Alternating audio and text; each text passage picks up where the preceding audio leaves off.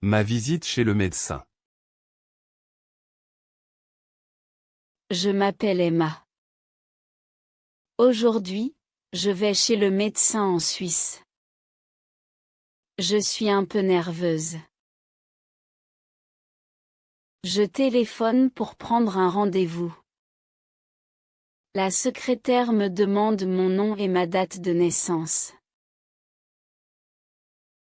Je choisis une date et une heure pour le rendez-vous. La secrétaire me dit, très bien, à bientôt. Le jour du rendez-vous, j'arrive à la clinique. Je m'inscris à l'accueil. La secrétaire me demande, comment puis-je vous aider? J'explique mes symptômes en français. J'ai mal à la tête et un peu de fièvre. La secrétaire sourit et me demande de patienter.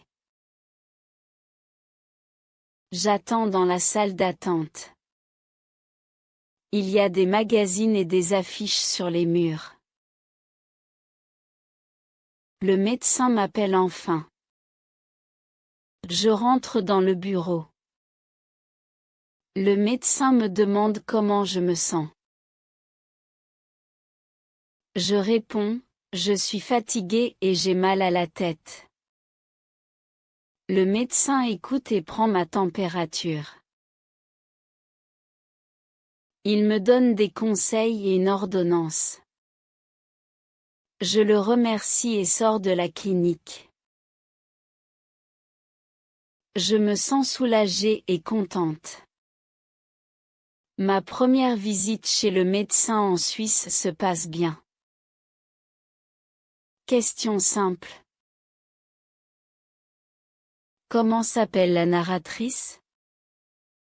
Elle s'appelle Emma. Où va-t-elle aujourd'hui? Elle va chez le médecin. Comment prend-elle le rendez-vous? Elle téléphone à la clinique. Quels sont ses symptômes? Elle a mal à la tête et un peu de fièvre. Que fait le médecin? Il écoute, prend la température et donne des conseils. Comment se sent Emma à la fin? Emma se sent soulagée et contente.